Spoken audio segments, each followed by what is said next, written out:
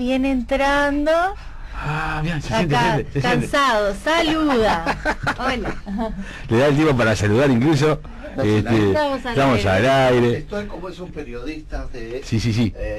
policiales. Vas a volver locas, Cabarelli. No, ustedes vieron los periodistas policiales. Pareces almendras pero sin bigote. Cuando no voy a hablar y creo que son amigos, pero Jean George. presente en todas partes del mundo, el periodista policial. Sí. Aunque los hechos hayan pasado hace 3 meses, llega a jadear. Pero la crónica, Porque ven, seguime por la acá. crónica no tiene. No tiene color, no está. Un reportero de guerra y cuando llega el tipo no jadea. Escuchame, pero con las bombas atrás y el tipo peinadito, no. No, claro. No es auténtico eso. Claro. Disculpen, pero Bienvenido, Alberto. tuvimos unos entreveros allí. Sí, ya me contaron que te entreveraste con la obra. Doctor Alberto Pero Cabarelli, director de la Oficina Nacional del Servicio Civil, nuevamente con nosotros aquí en la 30, mandando mensajes hasta el último momento. Conectado. Siempre No, ya está. Bueno, son horas intensas porque además prescindamos un segundo por el tema del balotaje, obviamente que es el tema del día, pero también es una altura del año donde se acumula muchísimo trabajo y al mismo tiempo es un cierre de ejercicio. Entonces, para Servicio Civil, que tiene competencias transversales, que es ese nombre tan elegante para decir que nos metemos en todos lados, una palabra. No hay rincón donde no entremos ni poder por donde no pasemos. Y bueno, hay mucho para ajustar, siempre preparando toda la documentación. Y bueno, y yo tenía la obsesión de llegar ahora, pero como no sirve ni de atenuante, simplemente lo digo. Voy a contar una pequeña anécdota para que vean que no solo con ustedes llego tarde. En la época, un día, yo presidí Naciones Unidas en Viena, entonces los vuelos eran muy complejos y a veces yo llegaba muy sobre la hora, ¿no? Eran montones de países ahí. Entonces yo llegaba y vi en uruguayo, antes de empezar la sesión, les explicaba por qué me había demorado, que Frankfurt se había trancado. Entonces un día me agarró un ministro, no importa de qué país, y me dijo: eso tan de ustedes de explicar, ¿y a quién le importa? Dice, porque lo importante es que llegaste, y llegaste tarde. Es decir, pedí disculpas que es tarde, pero no nos cuentes toda la historia. No es necesario. Bueno, pero es un buen mal. Tenés razón, es bien de nosotros. Es bien de nosotros. Eso sí. Claro, un gusto verlos y bueno, en momentos de mucha intensidad, de credencial cívica entre los dientes. Claro, y sí. que vos hablabas que el tema del día y el tema del día hasta el 24 va a ser el balotaje. Sí. Pero ha pasado mucha cosa también por estos dos modelos que están en pugna, porque por un lado está la coalición multicolor que ya presentaron su documento de lineamientos, ¿no? Porque en realidad tampoco hay algo claro que diga lo que quieren llegar a hacer, porque además ya dijeron que la ley de urgente consideración recién lo plantearían en enero, febrero, y las elecciones son el 24. Y del otro lado que se ha mostrado también distintos movimientos sociales, los médicos con Martínez, los trabajadores sociales con Martínez, la cultura con Martínez, y el Frente Amplio, que en esta oportunidad es el Frente Amplio más el sector de Fernando Amado, que hizo esta alianza, ¿no? para ir en estas elecciones. Y yo he visto tus cosas y estás con la 9. No, en realidad yo no estoy en ninguna lista. No, pero te quiero decir está que mi hijo, sí, es el Cabarelli Andrés. Tu hijo está también. Andrés estuvo en la lista. Yo mantengo lo mismo que habíamos hecho con Tabaré Vázquez. Así quedamos con Daniel Martínez. Estoy por fuera, estoy dentro, obviamente. Estoy trabajando con Daniel y con Chamandú, hombro con hombro. Pero no estoy formando parte de ningún sector. Debo agradecer que he tenido ofertas para hacerlo así, pero bueno, en este periodo fue muy importante que uno no tuviera, mejor dicho, ningún vínculo sectorial por la tarea que después me fue dando Tabaré Vázquez, por suerte, a que nunca tendré palabras para agradecer la libertad de trabajo. Es algo... Miren que yo llevo años en gobierno, claro. Y siempre hice lo que me pareció que debía hacer, pero nunca, jamás. Mire, una anécdota nada más. Cuando recién comienzo, teníamos que hacer la ley de presupuesto. Yo recién entraba a un partido nuevo, Y me pareció que lo más prudente era preguntar, bueno, algún lineamiento de lo que vamos a hacer en política de funcionarios públicos, díganme. Y me dijo, Alberto, estamos esperando que usted nos diga. Y yo a partir de ese momento, lo peor que me pudo haber dicho, ¿no? Dijo, esto es mío, dije. ¿Qué centro te levantó? Ya está. Y bueno, y eso es muy importante. Andrés sí, porque en realidad teníamos que darle a Amado, que se estaba acercando, en ese momento, bueno, la tranquilidad de una recepción de Andrés, que estaba muy metido dentro de, es que tuvo muy buena recepción la alianza con Fernando Amado. Sí, estuvo todo muy bien. Ahora hubo otro sector también, pero también, más que la cantidad de gente que institucionalizada, el balotaje está muy lejos de lo institucionalizado. Alguien muy importante, con liderazgo muy fuerte, una vez me dijo: haga lo que haga, yo no puedo transferir más del 25% de mis votos más fieles a nadie. Porque no es la gente, y menos el uruguayo, pero la gente general, no es una cosa que uno diga, mandá y votá a fulano y sale corriendo. No pasa. No pasa ni con un apoderado al que uno le hace un poder por escrito, por escritura pública, ¿no? Los cambios son muy fuertes. A la prueba está que la sumatoria de los votos de la oposición en la elección son menos que la suma de los votos que hoy estaría dando una de las encuestas. O más claro todavía, que el tema del proyecto de reforma del senador Larrañaga tuvo más votos de lo pensado, sin que ningún líder electoral nadie lo respaldaba. Nadie lo quería, ¿no? Estaba él solo. Ahora sí, claro, pero digo, en ese momento no había nadie. Una precisión sobre la coalición, un tema que me gusta mucho, porque en realidad es un término muy amplio que también sirve en lo nacional y en lo internacional, en lo que tiene que ver a la unificación para lograr algunos objetivos. Hay una regla de oro en la coalición, y es el entramado o los factores que mantienen al entramado unido, ¿sí? Es decir, cuando yo decía en broma el otro día, si yo ahora consigo a alguien a quien me le pueda, mejor que se suba alguien a UPA mío, ¿no? Sobre mis hombros, vamos a hacer los más altos de la calle. Vamos a andar por la vereda y vamos a ser altísimos ahora, siempre y cuando nos venga un viento fuerte, se nos caiga algo y tengamos que agacharnos a buscarlo, mientras no nos empujen, mientras no tengamos que correr. Es decir, hay una coalición desde el punto de vista institucional, jurídico, sociológico profundo, que es un partido que es el Frente. Tiene autoridades centrales, tiene un estatuto propio, tiene un programa inscripto en la Corte Electoral, tiene código de sanciones y de mecanismos de decisión. Eso es una coalición consolidada. Y un solo programa de gobierno. Por eso digo, tiene un programa inscripto. A eso me referí. Bien. Lo has dicho mejor tú. No, es que así a veces que había que decirlo. Bueno, por algo tú eres quien eres. Pero el tema concreto es que hay una unidad, ¿verdad? Con autoridades consolidadas. Lo otro es una alianza circunstancial, una coalición. Cuando los países europeos se forma coalición de gobierno para, por ejemplo, Alemania tardó creo que 8 meses en formar gobierno, estaba Merkel. Hay países que han tardado 1 año y medio, 2. ¿Por qué? Mira España, que en este momento España, para ni hablar. Es presidente en funciones, pero no presidente del gobierno, Pedro Sánchez. Ni hablar. Sí. Pero digo, países que uno considera Bélgica tuvo casi 2 años para formar gobierno. ¿Por qué? Porque están buscando formar una coalición de gobierno, que se trata de que tenga reglas y que funcione para manejar el país. Claro, algo que sea estable. Claro, por lo menos que tenga una estabilidad manejable. Ahora, esto que no admite una foto, yo creo que es una pericia, es un examen clínico. Brecha le sacó una, claro. La van a poder usar. Lo han ayudado mucho. ¿Sabes, Alberto, que estás dando con el dedo en el ventilador? Porque hace pocas horas, por ejemplo, alguien que yo respeto mucho, que no tengo gusto de conocerlo, es un semiólogo, Fernando Andach.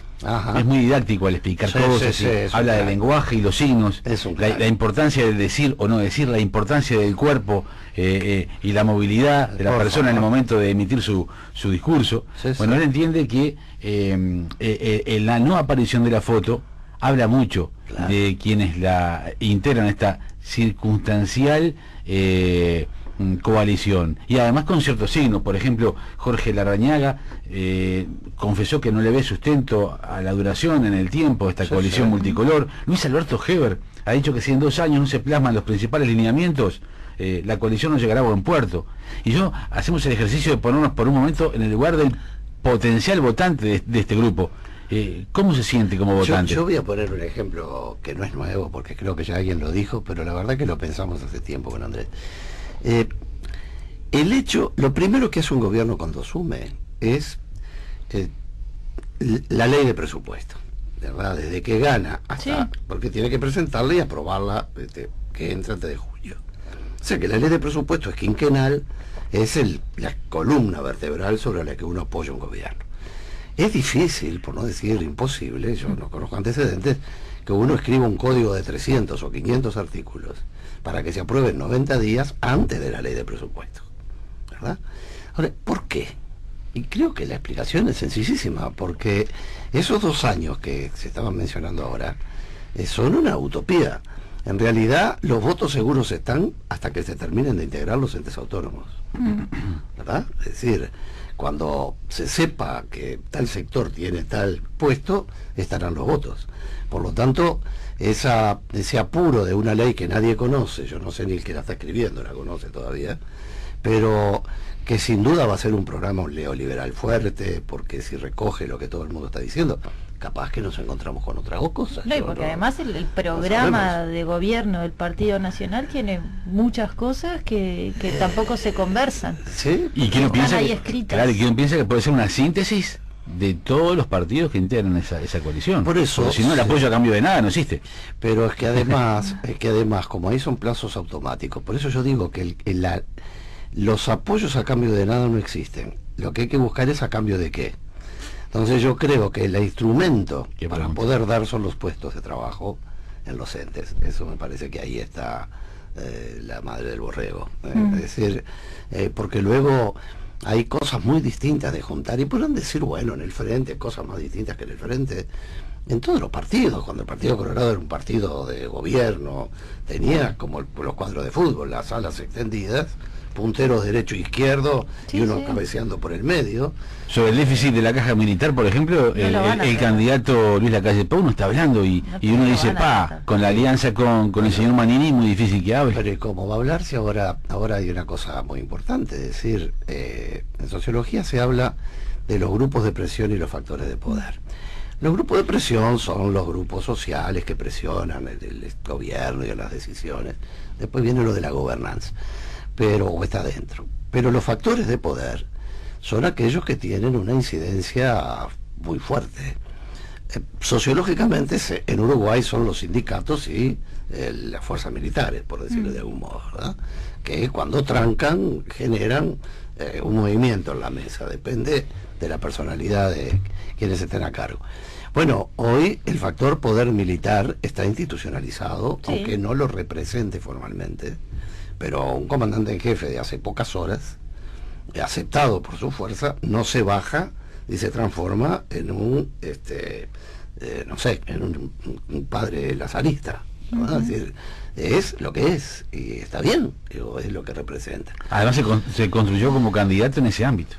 Sí, pero algún día escribiremos memorias, o no. Yo creo que mejor es no escribir memorias. No, porque después, como yo tengo todo el antecedente del narcotráfico y todo eso, tienen que escribir memorias, porque si no la gente que no sabe, que no conoce, después el pueblo se olvida. Y esto también en parte de lo que ha pasado, la generación que se crió con el frente, que en la casa no conversan, y el frente que tampoco supo manejar sus logros para comunicarlos. Pero, Alberto, quedan 3 minutos, y en estos 3 minutos yo quiero que aparte de pedir perdón de vuelta, ¿qué hago? Después perdón, porque lo hecho está, pero después se toman un mate. Que está en esta campaña del voto a voto, ¿cuál es tu rol? Estoy haciendo mucho medio de comunicación. Yo el lunes estoy viajando a Buenos Aires por unas horas, porque presido el organismo iberoamericano del Ministerio de Función Pública. Entonces tengo que dar el discurso de apertura, tengo que hacer un montón de cosas. Voy bueno, voy a decir, bueno, cruzo el agua, para no decir marcas, y voy con un pasaje abierto, sin nadar, voy con un pasaje abierto, cosa de que vengo a la velocidad que tenga que venir, que me dé tiempo a decir los 2 discursos que quiero dar, porque realmente creo que no es que el discurso sea importante, sino que hay cosas importantes para decir.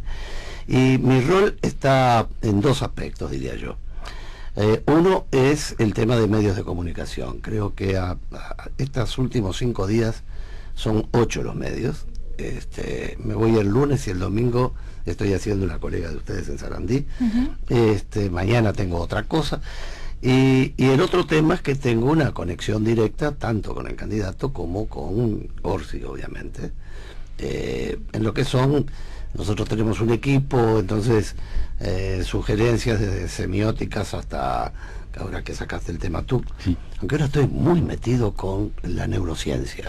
Un día tenemos que hablar aparte, hay que invitar a alguien que sepa mucho. Bueno. Y yo vengo nada más que para hacerles preguntas al lado de ustedes. Bueno, ¿cómo no? Pero es el futuro, ¿no? Eso se exagera mucho, porque parece que todo el organismo humano está pensado para el cerebro. Pero ya no es posible vivir sin neurociencia. Hay un médico argentino que está escribiendo muchos libros. Sí, y sobre todo hay uno que yo conocí en la Complutense. Y llama la comunicación como vos. Sí, y es claro, igual. El tema es que yo conozco a uno de los principales. Yo fui profesor de posgrado en la Complutense, y allí está un español que es uno de los primeros de estos matos. Escúchame, vos me podés facilitar el contacto. No, ese no va a venir. No, pero de alguno que tú conozcas. Sí, buscamos. Porque hay una relación para ustedes en la comunicación que es formidable. Sí, bueno, mis roles están allí. Después he ido por comités de base. He ido a dar mi visión, que resumo brevemente. El hecho de que yo esté yendo a la OCDE, que esté vinculado a los organismos internacionales. Bueno, vengo de Palestina hace poco, por Naciones Unidas, en fin. Uno está viendo mundo y solo les doy un dato, 2 datos.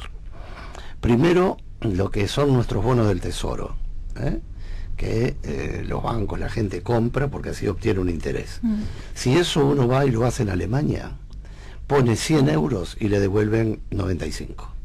O sea que uno paga por prestar. Ese es el mundo que estamos viendo hoy.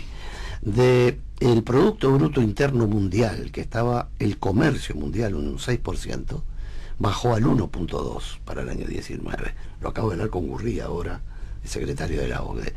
Quiere decir que los países van a tener que ofrecer, para poder recibir inversión como la que queremos, un estado de gobernabilidad y en libertad y en democracia, con garantías, con poderes separados, sin provocaciones.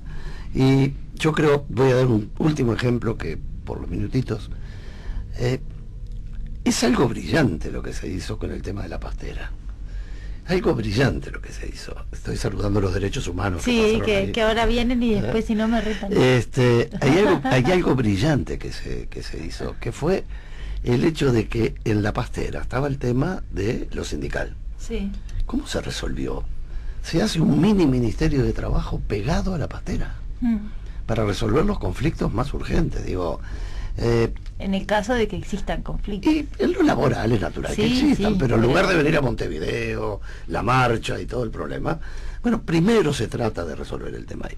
En una palabra, el rol es tratar de hacer pensar a los uruguayos de a uno de que, y bueno, en este caso no, ya son de a montones, pero tratar de ver de que, tener claro que el ser humano en esta instancia no es alguien arrastrable. Y que hay que elegir entre dos. No se trata de encontrar cuál es el malo, porque no es esa la situación. Se trata de tener quién es el mejor. Y yo creo que por lejos la experiencia, las condiciones, la forma de ser, la receptividad y lo que ha vivido en todos los planos, porque ha estado en todas las cosas, de Daniel Martínez es una diferencia enorme.